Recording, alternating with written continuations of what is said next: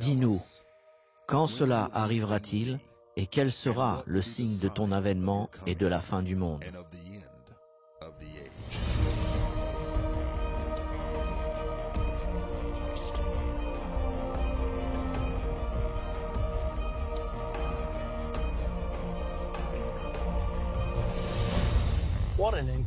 Quel sujet important nous avons aujourd'hui. L'islam dans les prophéties bibliques. Il n'y a pas si longtemps que les avions ont heurté les tours du World Trade Center à New York. Et soudainement, l'attention du monde s'est focalisée sur cette religion, l'islam, que peu d'entre nous connaissent. Vous regardez une scène de la Mecque en Arabie Saoudite. C'est le centre de l'islam dans le monde. Chaque musulman, une fois dans sa vie, essaye de faire un pèlerinage à la Mecque pour visiter le cœur du pays de Mohammed, le prophète qui a écrit le Coran, qui est le livre saint de la religion islamique.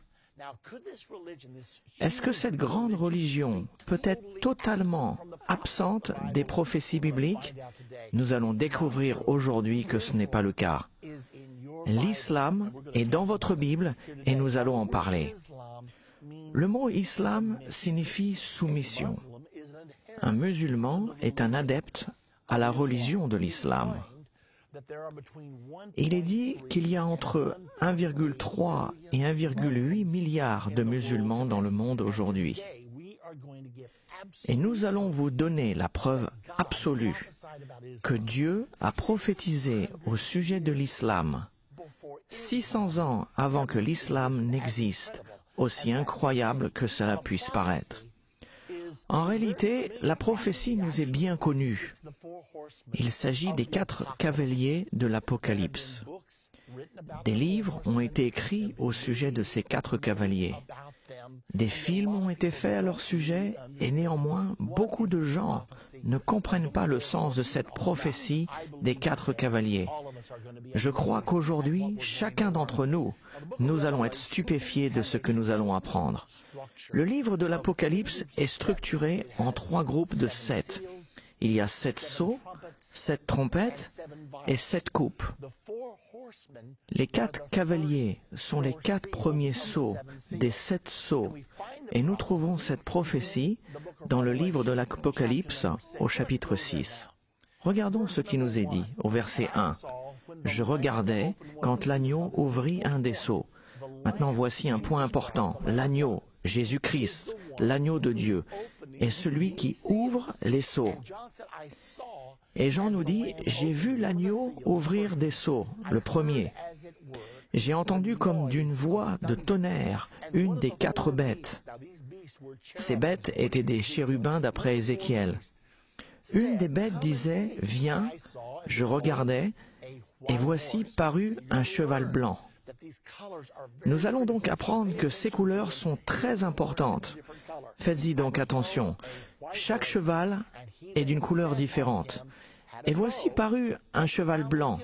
Celui qui le montait avait un arc, une couronne lui fut donnée, et il partit en vainqueur pour vaincre. Regardons le 2e cheval au verset 3. Quand il ouvrit le 2e sceau, j'entendis le 2e être vivant qui disait, « Viens !» Et il sortit un autre cheval roux. Celui qui le montait reçut le pouvoir d'enlever la paix de la terre, afin que les hommes s'égorgent les uns les autres.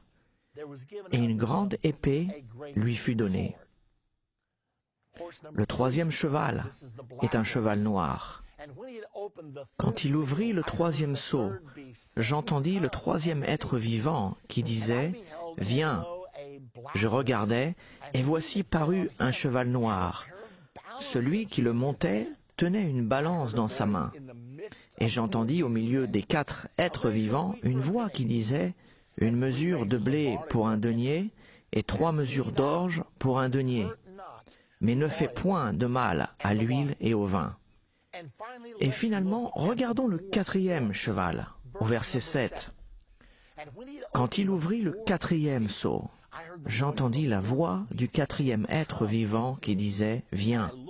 Je regardai, et voici parut un cheval d'une couleur pâle.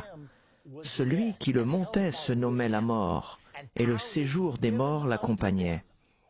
Le pouvoir leur fut donné sur le quart de la terre pour faire périr les hommes par l'épée, par la famine, par la mortalité et par les bêtes sauvages de la terre. Nous avons donc vu 4 chevaux, le cheval blanc, le cheval roux, le cheval noir et maintenant le cheval pâle. Qu'est-ce que tout cela veut dire? J'ai découvert dans mes études des prophéties bibliques que si vous pouvez trouver une même prophétie 2 fois dans la Bible, l'une complétera l'autre. C'est un peu comme un puzzle que l'on essaye de mettre ensemble. Vous prenez quelques pièces d'ici et quelques pièces de là. Et quand vous les mettez ensemble, vous obtenez une image. La plupart des prophéties de la Bible nous sont données au moins 2, 3 et même 4 ou 5 fois pour certaines d'entre elles. Cette prophétie en particulier nous a été donnée dans un autre endroit dans l'Écriture, dans l'Ancien Testament, qui a été écrit 600 ans avant cela. Dans le livre de Zacharie, au chapitre 6 et au verset 1 à 8, ceci est intéressant car la prophétie de l'Apocalypse se trouve elle aussi au chapitre 6 et au verset 1 à 8. Nous savons que ce n'est peut-être pas significatif car les chapitres et les versets ont été mis après, mais il est néanmoins intéressant de le souligner. Maintenant, dans le livre de Zacharie, Zacharie voit les mêmes couleurs de chevaux, mais il les voit tirant des chars.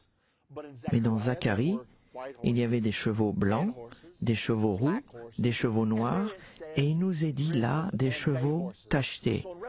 Donc, dans Apocalypse 6, nous avons des chevaux blancs, roux, noirs et pâles.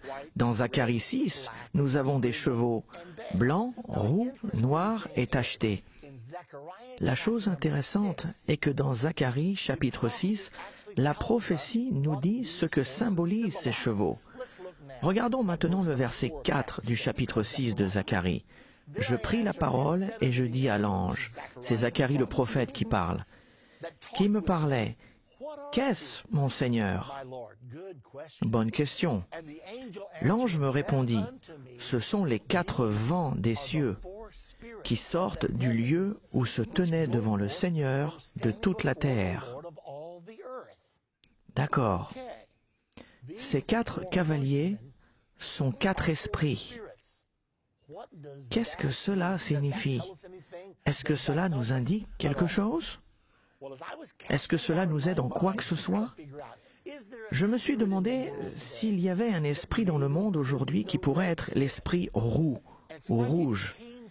Et cela m'est venu à l'esprit.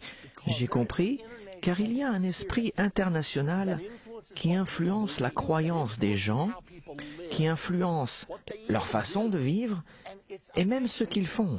Et c'est officiellement l'esprit rouge. Vous en avez entendu parler. L'esprit rouge, la Chine rouge, la Russie rouge, la Roumanie rouge, c'est le communisme. La couleur officielle du communisme est rouge. Pouvons-nous dire que c'est un esprit qui contamine le psychisme des gens, que cela détermine ce qu'ils pensent, quelles sont leurs valeurs, ce qu'ils aiment et pour quelles raisons ils se battent? Le communisme est un grand mouvement, c'est un système de croyances. Ce que nous allons apprendre, c'est que chacun de ces 4 cavaliers représente un système de croyances dans le monde. Et cela est si exact que ça m'a étonné. Et je pense que cela va vous étonner aussi. Continuons à regarder les autres indices donnés dans l'Apocalypse au chapitre 6 au sujet du cheval roux. Il est dit qu'il reçut le pouvoir d'enlever la paix de la terre. Le communisme a-t-il enlevé la paix de la terre? Oui. Depuis le début, depuis la première révolution communiste, la révolution bolchevique, l'Union soviétique a-t-elle pris la paix de la terre en 1917? Absolument. C'était une révolution horrible. Et cela a continué avec la révolution chinoise, quand les communistes ont envahi la Chine en 1949, puis la Corée, le Vietnam et le Congo. Partout où les communistes ont pris le pouvoir, ça a été par la révolution. Ils ont donc le pouvoir d'enlever la paix de la terre.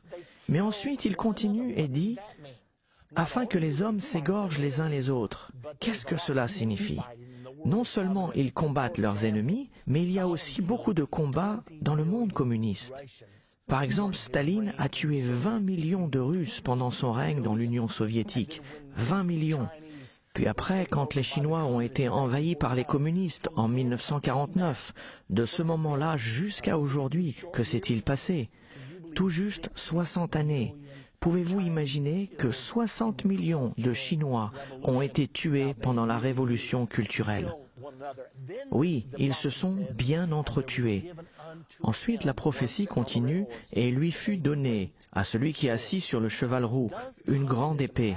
Le communisme a-t-il une grande puissance militaire? Qui voudrait combattre contre la Russie et la Chine en même temps?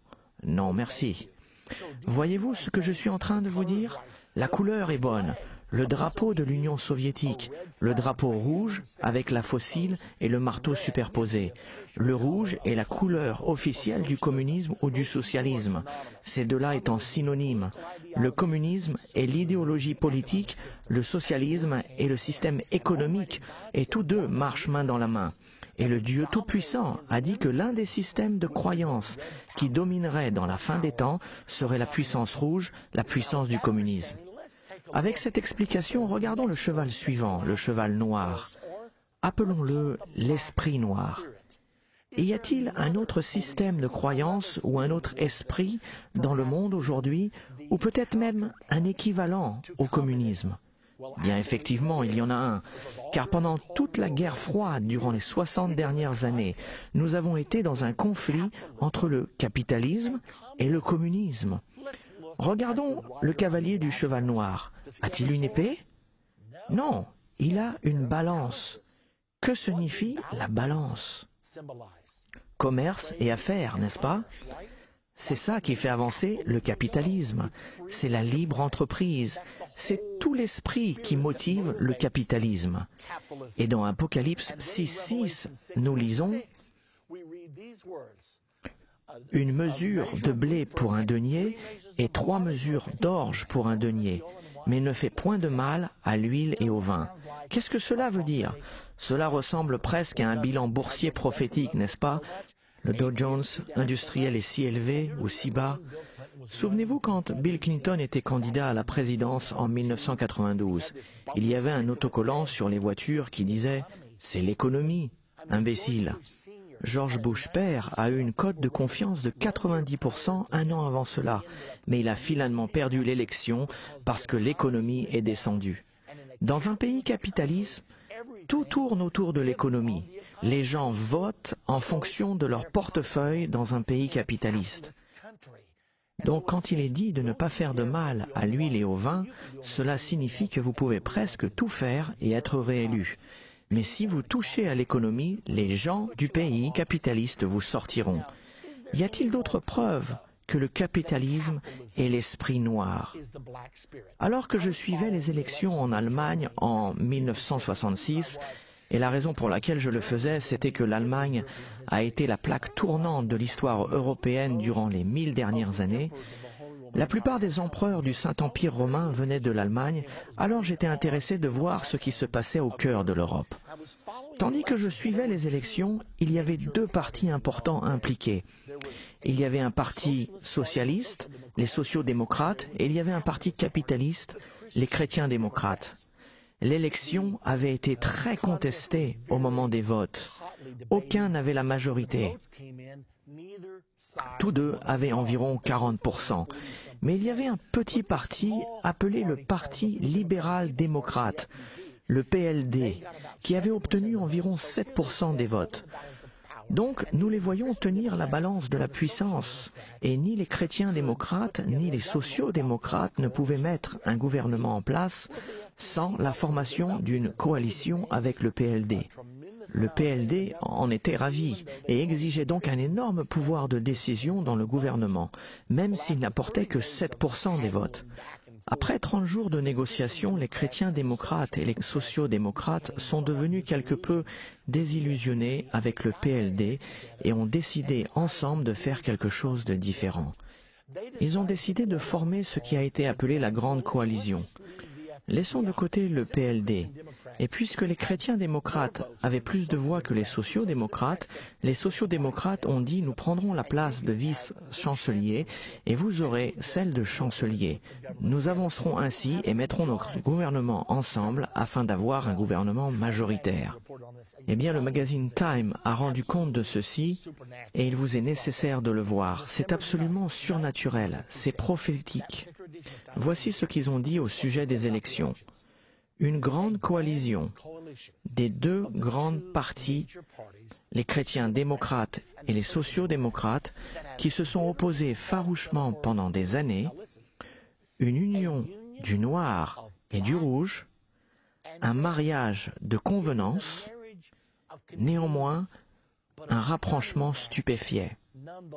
J'avais étudié ces chevaux et avais pensé que le cheval noir pouvait être le capitalisme, mais je n'avais aucune preuve. Et c'était là, dans le magazine d'information le plus répandu de l'Amérique. Et ils utilisaient le noir comme symbole du capitalisme, tout comme ils utilisaient le rouge comme le symbole du communisme ou du socialisme. Et c'est alors que j'ai compris pour la première fois que le noir est la couleur officielle du capitalisme, tout comme le rouge est la couleur officielle du communisme et du socialisme. Mais la chose étonnante est que le Dieu Tout-Puissant savait cela 2000 ans auparavant et il a utilisé les couleurs de ses chevaux car il voulait nous parler au sujet des puissances qui existeraient dans le monde pendant la fin des temps, pendant le moment de l'accomplissement prophétique. D'accord. Voyons maintenant le cheval blanc ou l'esprit blanc. Qu'est-ce que l'esprit blanc pourrait être? Nous avons le communisme, nous avons le capitalisme, mais au sujet de l'esprit blanc, je n'arrivais pas à le savoir pendant des mois. Cela a peut-être duré 2 ans. Lorsque j'étais à Indianapolis, dans l'Indiana, en train de prêcher, j'étais dans le bureau d'un pasteur un jour et j'ai vu un livre sur sa bibliothèque. Le titre de ce livre était « Le communisme, la démocratie et la puissance catholique » par M. Paul Blanchard.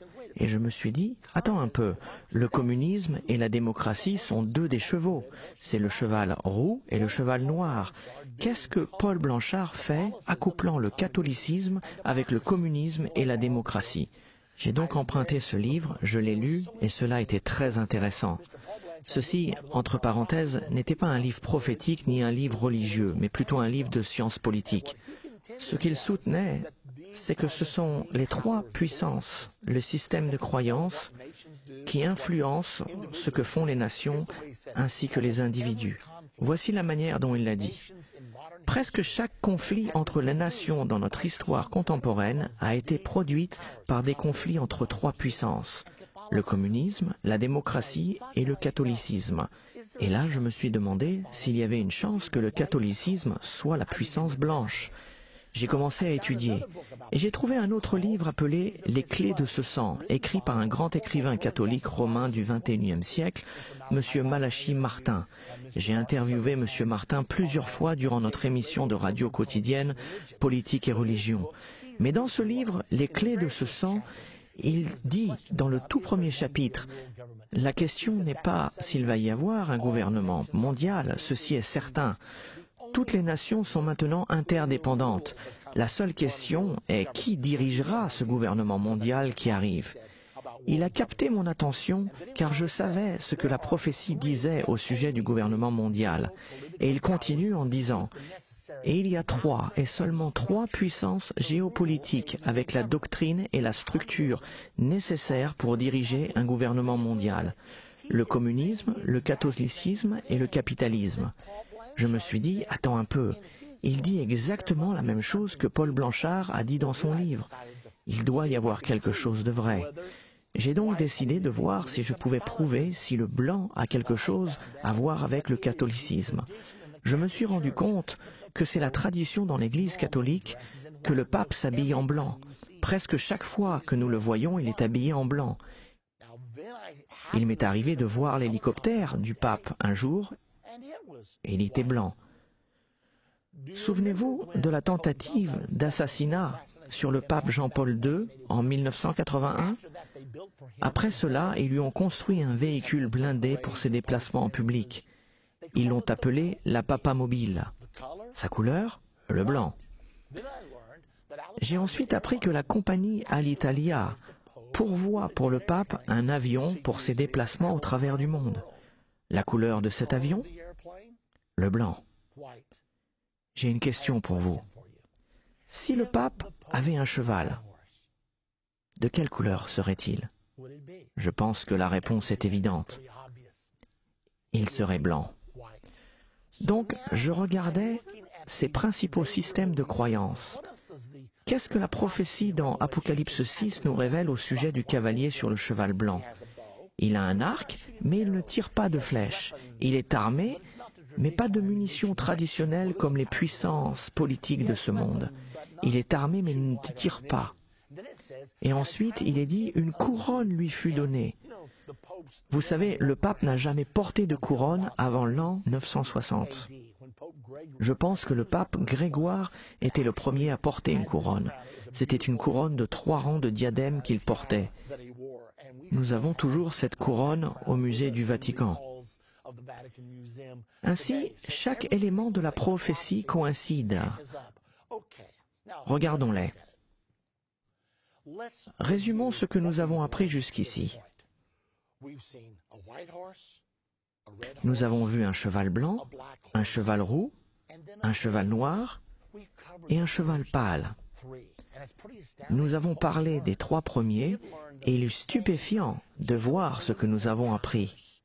Nous avons appris que ces mêmes puissances géopolitiques qui sont mentionnées par Paul Blanchard dans son livre et celles de Malachi Martin dans son livre, que ces 3 puissances portent les couleurs blanc, rouge et noir. Nous avons aussi appris que la prophétie nous a été donnée 2 fois, une fois dans Zacharie 6, 1 à 8, et une autre fois dans Apocalypse 6, 1 à 8, et les mêmes couleurs de chevaux sont utilisées. De plus, cela nous montre que le cheval blanc est le catholicisme, le système de croyance du catholicisme qui est l'un des plus grands systèmes de croyance dans le monde. Le cheval roux est le communisme, l'un des plus grands systèmes de croyance dans ce monde, et le cheval noir est le capitalisme, l'un des plus grands systèmes de croyance du monde. Si cela est vrai, alors ces sceaux ont déjà été ouverts depuis longtemps.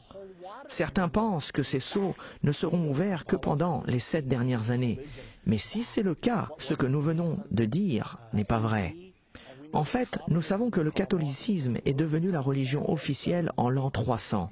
Et nous savons que Karl Marx a écrit son manifeste communiste dans les années 1850. Nous savons également que depuis peu, le capitalisme a été une force puissante. Qu'avons-nous donc appris de tout ceci?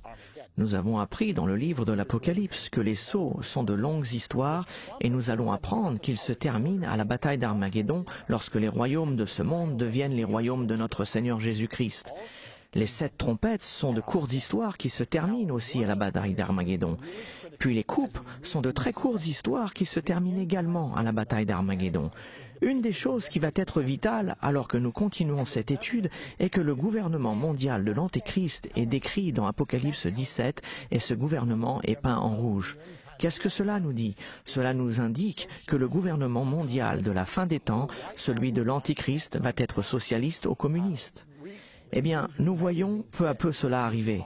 Récemment, le magazine Newsweek a dit « Nous sommes tous maintenant des socialistes ». Il y a plusieurs articles écrits en ce moment au sujet de la mort du capitalisme, de la mort de la libre entreprise, et que nous nous dirigeons vers une société socialiste mondiale. Dans la prochaine partie de Comprendre la fin des temps, nous allons regarder sur le dernier cheval, le cheval pâle. Et dans cette partie, nous allons vous donner la preuve absolue que l'islam est dans la Bible. Nous avons dû parler du cheval blanc, du cheval roux, du cheval noir, afin que nous puissions comprendre que Dieu parlait des systèmes de croyance. Mais quand nous arriverons dans notre prochaine partie, nous allons voir la signification du cheval pâle, et cela va vous étonner. La prophétie que nous allons voir dans notre prochaine partie va nous donner la preuve absolue que la puissance qui a soudainement attiré l'attention du monde, qui menace d'envahir toute l'Europe d'ici l'an 2030 ou 2040, et que nous sortons fortement arriver en Amérique, c'est l'islam. Qu'est-ce que l'islam et qu'est-ce que la Bible prophétise à son sujet? C'est la question la plus importante, car les prophéties dans la Bible s'accomplissent toujours dans les moindres détails. Ainsi, dans notre prochaine partie, nous allons apprendre ce que représente le cheval pâle. Nous allons apprendre la place de l'islam dans les prophéties bibliques et aussi à quoi s'attendre dans un futur proche, car c'est ça qui nous intéresse vraiment.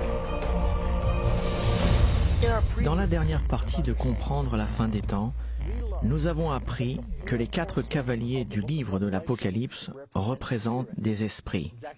Zacharie, chapitre 6, au verset 5, nous dit que ces 4 chevaux sont 4 esprits qui se répandront sur toute la terre. Nous avons appris que l'esprit rouge c'est le communisme, que l'esprit noir c'est le capitalisme et que l'esprit blanc c'est le catholicisme. Dans cette partie, nous découvrirons l'identité du 4e cheval de l'Apocalypse ainsi que son cavalier. Regardons-le maintenant, dans Apocalypse 6 au verset 7. Quand il ouvrit le 4e sceau, j'entendis la voix du 4e être vivant qui disait « Viens ». Je regardai, et voici parut un cheval d'une couleur pâle. Celui qui le montait se nommait la mort, et le séjour des morts l'accompagnait. Le pouvoir leur fut donné sur le quart de la terre pour faire périr les hommes par l'épée, par la famine, par la mortalité et par les bêtes sauvages de la terre. Je n'oublierai jamais le moment où j'ai essayé de comprendre ce dernier cheval. Pendant un moment, je n'y arrivais pas. J'ai finalement abandonné et je me suis dit, il nous est dit que c'est la mort, je vais donc enseigner que c'est la mort et que l'enfer la suit.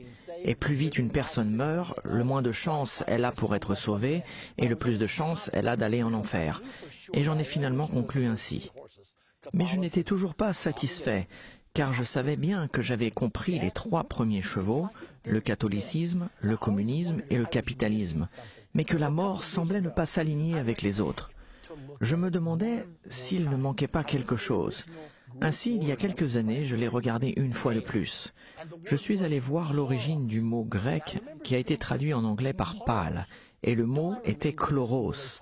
Et je me souviens avoir pensé chloros. Je me rappelle que l'on m'a enseigné à l'école que la chlorophylle rend les plantes vertes.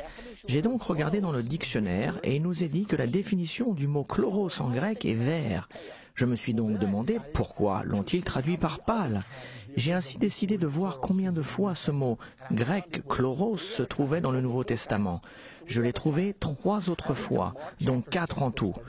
Je suis allé dans Marc au chapitre 6 au verset 39 et il nous est dit « Alors il leur commanda de les faire tous asseoir par terre sur l'herbe verte. » C'est donc vert, ils l'ont traduit par vert. Puis je suis allé dans Apocalypse 8 au verset 7, il est dit « Et toute l'herbe verte fut brûlée. » Il l'avait également traduit par vert. Apocalypse 9, 4, il leur fut dit de ne pas faire de mal à l'herbe de la terre, ni à aucune verdure. Ils l'ont traduit par vert, verdure. Puis nous arrivons à Apocalypse 6, 8. Je regardais et voici parut un cheval d'une couleur pâle. Et ils l'ont traduit par pâle. Et je me suis dit, toutes les fois, à l'exception d'une fois, ils le traduisent par vert. Pourquoi ne l'ont-ils pas traduit par vert dans Apocalypse 6, 8 ? Et il m'est venu à l'esprit que j'avais pris des cours de langue étrangère et ils nous ont enseigné que lorsque vous traduisez, vous utilisez votre jugement dans vos traductions afin que celle-ci ait du sens. Je peux imaginer le traducteur alors qu'il traduit l'herbe verte, quelque chose de vert, c'est facile. Et puis il arrive à un cheval chloros et il se dit « Attends une minute, un cheval vert ? Je n'ai jamais vu un cheval vert. Un cheval vert n'existe pas. » Il a donc commencé à chercher d'autres possibilités et certaines définitions qui sont données sont vert pâle. De même, la définition dans le dictionnaire de Tailleur au mot chloros est vert ou jaune pâle. Maintenant, dans une autre version, il est aussi traduit comme ceci. Je regardais, et voici, parut un cheval d'une couleur verdâtre. Celui qui le montait se nommait la mort, et le séjour des morts l'accompagnait. Le pouvoir leur fut donné sur le quart de la terre pour faire périr les hommes par l'épée, par la famine, par les mortalités et par les bêtes sauvages de la terre. Alors cette traduction me semblait plus près du sens que celui que j'avais lu précédemment. J'ai donc décidé qu'il était temps de la réexaminer. J'ai ainsi tiré la conclusion que la bonne traduction aurait dû être vert. Maintenant, regardons-la de cette façon. Existe-t-il un esprit vert? Nous avons parlé du catholicisme, du communisme et du capitalisme. Existe-t-il un autre isme qui a pour couleur officielle le vert? Souvenez-vous, la couleur officielle du catholicisme, c'est le blanc, la couleur officielle du communisme, c'est le rouge, la couleur officielle du capitalisme, c'est le noir. Y a-t-il un système de croyance dans notre monde aujourd'hui qui a pour couleur officielle le vert? La réponse est oui. Il y en a un. Regardons cet article. J'ai trouvé cet article dans une encyclopédie. Il est intitulé « L'islam militant a atteint l'Amérique » par M. Daniel Pip. Écoutez ce qu'il disait. L'effondrement de l'Union soviétique en 1991 a incité à dire que l'islam remplaçait le marxisme-lénisme ou le communisme en tant que l'ennemi de l'Ouest. Symboliquement, il a été dit que le vert, la couleur de l'islam, a remplacé le rouge, la couleur du communisme, dans l'Ouest. Je n'ai rien rajouté à ses écrits. C'est exactement ce qu'il a écrit dans son article. Ce n'était pas un article prophétique, ce n'était pas un article religieux, c'était purement un article politique. Mais ici, M. Daniel Pip dit, tout d'un coup, la crainte que nous avions pour le marxisme, la puissance rouge pendant des années, est maintenant remplacée par la crainte de la puissance verte, l'islam. Vous pouvez voir ici plusieurs drapeaux de pays islamiques avec une prédominance verte. Je suis allé en Israël après ceci, et bien sûr, il y a une grande présence de l'islam en Israël, en particulier à Jérusalem-Est, et j'ai commencé à prendre des photos. Vous voyez ici la photo d'un magasin dans une rue de Jérusalem, juste à côté du mont du Temple. Tous les encadrements sont peints en vert. Et puis nous allons au mont du Temple. Vous pouvez voir ici la photo d'une fontaine où les adorateurs musulmans lavent leurs mains, leurs visages, leurs pieds avant de rentrer pour adorer. Et remarquez toute la ferronnerie autour de la fontaine est verte. Tout le fer forgé, tout autour du mont du Temple est vert. Ici, vous pouvez voir une manifestation du Hamas. Ils ont des ceintures d'explosifs, vous pouvez les voir là. Vous pouvez voir leur drapeau vert, car le vert est la couleur officielle de l'islam. D'autres photos. Voici une énorme porte verte au mont du Temple. Et là encore, c'est la couleur de l'islam. D'autres manifestations du Hamas, là des manifestations islamiques, nous voyons partout du vert. Une autre entrée du mont du Temple, ces portes sont encore vertes. Nous pouvons voir qu'ils ont tout peint en vert. Une autre grande manifestation. Puis nous voyons au loin, vous pouvez voir la fontaine avec le fer forgé, peint en vert. Vous pouvez voir ici la porte de la mosquée Al-Aqsa au mont du Temple, du vert partout. Pourquoi? Parce que la couleur officielle de l'islam est le vert. Et l'image suivante, quand je l'ai vue pour la première fois, elle m'a vraiment choqué. Le Ramadan. Il y a un mois spécial dans l'année où les musulmans jeûnent. Ils s'abstiennent de manger du lever du soleil jusqu'à son coucher pendant 30 jours. Ils ne mangent qu'après le coucher du soleil, mais ils ne mangent pas durant la journée. Ce mois est appelé le mois du Ramadan. Eh bien, en honneur du Ramadan en 2007, l'Empire State Building a décidé d'illuminer la partie supérieure de son bâtiment. De quelle couleur? De la couleur de l'islam, le vert. Et ils ont officiellement dit qu'ils faisaient cela en respect pour l'islam. Apparemment, les propriétaires de l'Empire State Building ont dû voir la chute des tours jumelles à New York et ont décidé de dire « Hé, Islam, nous vous aimons, nous sommes vos amis, ne nous détruisez pas ». Donc, qu'apprenons-nous ici?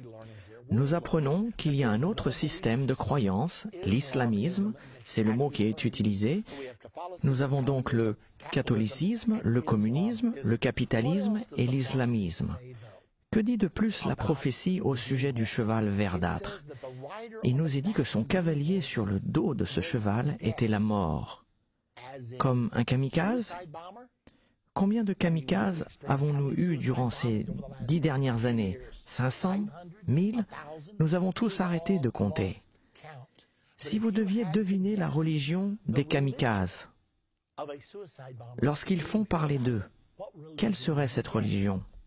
La réponse est évidente, car chaque kamikaze dont j'ai entendu parler était musulman.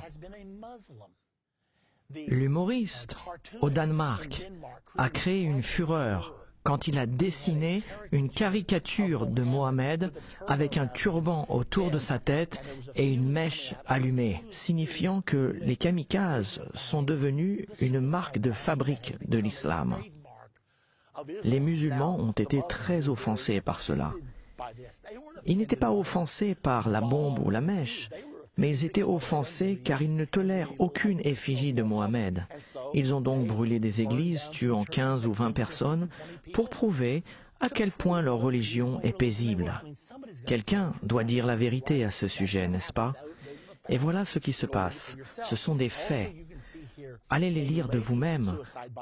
Vous pouvez voir ici une femme kamikaze, elle a une bombe autour de sa taille, son visage est voilé à l'exception de ses yeux, car la mort, la religion de l'islam est une culture mortuaire. L'islam glorifie la mort. Ils enseignent leurs enfants, dès l'âge de 2 ans, que la plus grande chose qu'ils puissent faire dans leur vie est de devenir un martyr pour Allah, un martyr pour l'islam. Et en échange de se martyriser, les jeunes ont des promesses d'accès au paradis ainsi que l'attention de 72 ravissantes vierges aux yeux noirs. Je n'invente rien, vous pouvez le lire n'importe où, tout le monde sait cela. J'ai ici la déclaration de l'une des mères d'un des kamikazes. Écoutez ce qu'elle dit au sujet de son fils qui est devenu un martyr. Il a fait sauter quelques juifs, puis s'est tué. Écoutez ce qu'elle dit à son sujet. Il a toujours rêvé du shahada, être martyr. C'était son premier et dernier but dans la vie. Je lui ai dit, « Mon fils, nous voulons tous être des shahids. » Il m'a dit, « Dans le monde entier, je ne vois personne avec qui me marier. Il n'y a aucune fille dans ce monde avec qui j'aimerais me marier.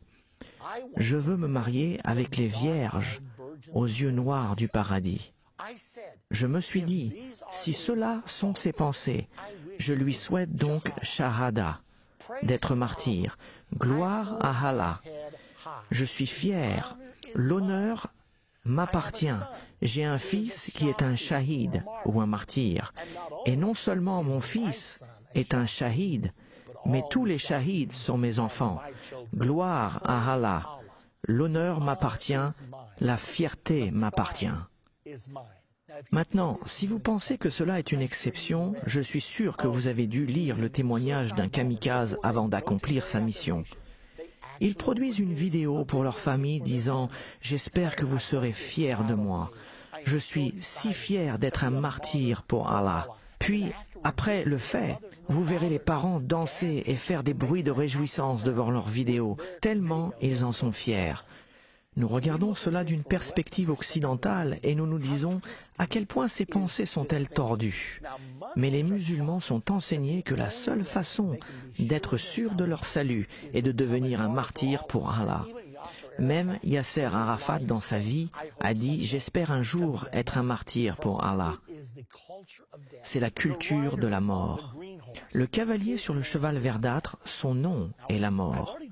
Je vous ai déjà dit que ces jeunes kamikazes sont enseignés que s'ils commettent un suicide pour la cause d'Allah, ils iront directement au paradis. Cependant, c'est tout le contraire de ce que la Bible nous enseigne. La Bible nous dit que tout meurtrier aura sa part dans le lac de feu. Donc, quelle est l'image ici? Le cheval verdâtre, son cavalier est la mort. Et qu'est-ce qui suit? L'enfer, pas le paradis, mais l'enfer. Quelle déception cela va être! Si vous et moi, nous tuons quelqu'un, nous n'imaginons pas un instant nous réveiller dans la vie éternelle, comme il est enseigné dans la religion musulmane. Au lieu de cela, la Bible nous dit que l'enfer suivra. D'accord. Donc qu'est-ce que la prophétie nous dit après? Elle nous dit que cet esprit du cheval verdâtre aura la puissance sur un quart de la terre. Il est estimé qu'entre 1,3 et 1,8 milliards de personnes sur Terre aujourd'hui sont musulmans. La population totale de la Terre est de 6,8 milliards. Ceci est exactement un quart. La puissance a été donnée à un quart de la terre de tuer par l'épée. La manière préférée de l'islam pour mettre à mort est la décapitation. Les Américains avec leur président, les Anglais et tous ceux qui les suivent avec les sionistes. La mauvaise semence de l'entité. Allah est le plus grand. Si Allah nous le permet, nation de Mohammed, même les pierres diront « Ô musulmans, un juif se cache derrière toi, viens et coupe-lui la tête. » Et nous lui couperons la tête. Au nom d'Allah, nous la couperons. Ô juifs, Dieu est grand, Dieu est grand. Donc, la puissance a été donnée à l'esprit vert de tuer par l'épée et par la famine. 96% des musulmans viennent d'Afrique et de l'Asie du Sud, les régions les plus pauvres et les plus affamées du monde. Comprenez-vous combien cette prophétie est exacte? Oui, c'est l'esprit vert qui est la couleur officielle de l'islam. Ils vous diront sans hésitation que c'est ça, et chacun de ces indices nous sont donnés concernant l'identité de l'esprit vert et s'accomplissent au détail près. Maintenant, posons-nous cette question. Est-ce le moment du cheval verdâtre? Dans le déroulement des prophéties bibliques, sommes-nous arrivés à ce moment-là? La prophétie du cheval verdâtre se passe au 4e sceau. Maintenant, le 5e sceau est la grande tribulation, l'ère du cheval verdâtre, l'ère de la montée, de la résurrection de l'islam, est supposée se passer juste avant la grande tribulation. Si vous comprenez les prophéties bibliques, vous devez savoir que nous approchons du moment de la grande tribulation. Regardons d'ailleurs ce 5e sceau. C'est dans Apocalypse 6, au verset 9 à 11. Le cheval verdâtre étant dans Apocalypse 6, 7 à 8. Puis nous allons au verset 9. Écoutez ce qu'il est dit. Quand il ouvrit le 5e sceau, je vis sous l'autel les âmes de ceux qui avaient été immolés à cause de la parole de Dieu et à cause du témoignage qu'ils avaient rendu. Ils criaient d'une voix forte en disant « Jusqu'à quand, Maître saint et véritable, tarderas-tu à juger et à tirer vengeance de notre sang sur les habitants de la terre ?» Une robe blanche fut donnée à chacun d'eux, et il leur fit dit de se tenir en repos quelque temps encore jusqu'à ce que soit complet le nombre de leurs compagnons de service et de leurs frères qui devaient être mis à mort comme eux. Donc ces âmes qui ont été tuées pendant la grande tribulation étaient en train de crier. Ils ne sont pas là physiquement, mais ils sont là spirituellement. Et ils sont capables de communiquer. « Jusqu'à quand tarderas-tu à juger et à tirer vengeance de notre sang sur les habitants de la terre ?» Attendez encore un peu, jusqu'à la fin de la grande tribulation. Maintenant, il y a un autre événement majeur qui est supposé se passer juste avant la grande tribulation. Cela a aussi un rapport avec l'islam. Dans Apocalypse 9, au verset 13 à 18, nous parle d'une guerre qui tuera un tiers de la race humaine. Cette guerre commencera de la région de l'Euphrate. L'Euphrate commence en Turquie, se prolonge en Syrie jusqu'en Irak, se déversant dans le golfe Persique. Ceci est très intéressant car chaque centimètre de l'Euphrate est un fleuve islamique. Il est contrôlé par l'islam. Et où est-ce que les combats prennent-ils place aujourd'hui? Les États-Unis d'Amérique ont 145 000 soldats postés le long de l'Euphrate. Beaucoup de personnes pensent que la guerre de l'Euphrate se passe en ce moment.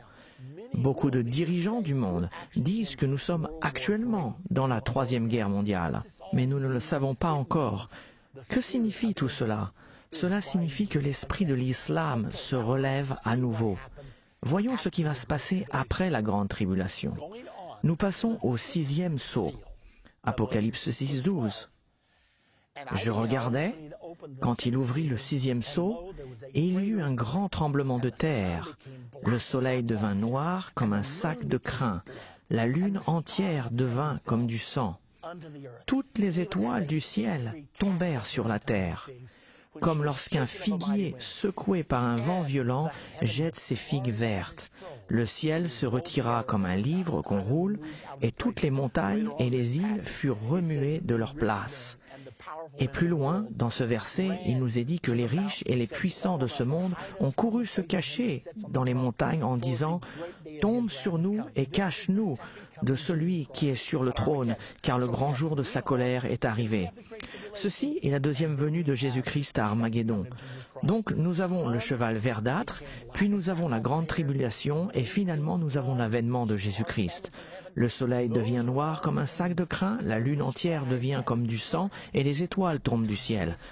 Ce sont toutes des choses décrites qui se passeront au moment de l'avènement de Jésus-Christ. Voici ce qui est dit dans Apocalypse 6, 12 à 14. Et Jésus en a aussi parlé dans son discours sur le mont des Oliviers. Regardons-le dans Matthieu au chapitre 24. Souvenez-vous qu'il s'agit du passage d'où vient le titre de notre série, la fin de l'ère. Les disciples ont demandé à Jésus, « Dis-nous quand cela arrivera-t-il et quel sera le signe de ton avènement et de la fin du monde ?» Et Jésus passe le reste du 24e chapitre de Matthieu, donnant plusieurs prophéties au sujet des choses à venir. Mais quand il arrive sur les derniers événements, ce qui est après la grande tribulation se passe entre le verset 15 et le verset 29. Maintenant écoutez ce qui est dit au verset 29. Aussitôt, après ces jours de détresse, le soleil s'obscurcira. C'est la même chose qui s'est passée dans le 6e sceau. Et la lune ne donnera plus sa lumière, les étoiles tomberont du ciel, et les puissances des cieux seront ébranlées. Le signe du Fils de l'homme paraîtra dans le ciel. Toutes les tribus se lamenteront, et elles verront le Fils de l'homme venant sur les nuées du ciel. De nouveau, c'est la même chose dans Apocalypse 6. Le ciel se retira comme un livre qu'on roule, et les rois de la terre, les grands, les riches, les puissants crieront et diront « Cachez-nous devant la face de celui qui est assis sur le trône, car le grand jour de sa colère est venu. » Et ils verront le Fils de l'homme venant sur la nuée avec puissance et grande gloire. Et il enverra ses anges avec les trompettes retentissantes, et ils rassembleront ses élus des 4 vents d'une extrémité du ciel à l'autre. C'est la deuxième venue de Jésus-Christ, et c'est la raison pour laquelle nous avons des cours comme comprendre la fin des temps, car nous approchons de ces moments aujourd'hui. Nous approchons du temps de l'avènement de notre Seigneur et Sauveur Jésus-Christ. Donc qu'avons-nous appris? Le 6e sceau est Armageddon avec l'avènement de Jésus-Christ. Matthieu chapitre 24, du discours du mont des Oliviers, nous conduit en décrivant le 6e sceau et son avènement. Souvenez-vous ce qu'il est dit. Aussitôt après les jours de la tribulation, le soleil s'obscurcira, la lune ne donnera plus sa lumière, les étoiles tomberont du ciel, alors le signe du Fils de l'homme paraîtra dans le ciel, et il enverra ses anges pour rassembler ses élus. D'accord. Qu'est-ce que cela signifie donc pour vous et moi? Laissez-moi vous en parler car c'est là où nous sommes en ce moment. Vous et moi, nous vivons dans la fin des temps. Alors que faire? Courons-nous nous réfugier dans l'Utah, dans un abri nucléaire, ou bien cherchons-nous à trouver un endroit pour nous protéger? Est-ce que cela doit être l'état d'esprit dans lequel nous vivons aujourd'hui? Eh bien, Daniel 11, 32-33 prophétise les temps dans lesquels vous et moi nous vivons en ce moment. Et il nous dit, « Il séduira par des flatteries les traîtres de l'Alliance. » Il, l'Antichrist, ce dictateur mondial qui gouvernera durant la grande tribulation. Il dit qu'il séduira par des flatteries. Cela va être facile d'être corrompu par des compromis et des flatteries. Mais que fera le vrai peuple de Dieu? Mais ceux qui connaissent leur Dieu. Je ne parle pas de chrétiens de nom, je ne parle pas de chrétiens tièdes, je parle des gens marchant sincèrement avec Dieu, les gens qui connaissent leur Dieu. Est-il dit qu'ils seront faibles, anémiques et vaincus? Non, il dit qu'ils seront forts et qu'ils feront des exploits. Ces temps-là feront apparaître le côté mauvais de certaines personnes et le bon côté des autres. Et il nous est dit, les personnes qui comprennent donneront instruction à la multitude. Vous êtes en train de regarder la série Comprendre la fin des temps. Nous l'avons nommé ainsi d'après ce verset. Les personnes qui comprennent donneront instruction à la multitude. Alors, que devons-nous faire maintenant? Devons-nous laisser l'esprit de compromis et de tiédeur de cette ère nous emporter? Absolument pas. C'est l'heure pour vous et moi de renouveler notre engagement à Jésus-Christ. Nous n'avons pas besoin de chrétiens sans enthousiasme aujourd'hui. Nous avons besoin d'être engagés totalement et absolument, car Jésus-Christ compte sur l'Église de la fin des temps pour amener le relais jusqu'à la ligne d'arrivée. C'est vous, c'est moi. Alors oubliez la tiédeur, oubliez l'indifférence. Les personnes qui comprennent donneront l'instruction à la multitude, et c'est vous.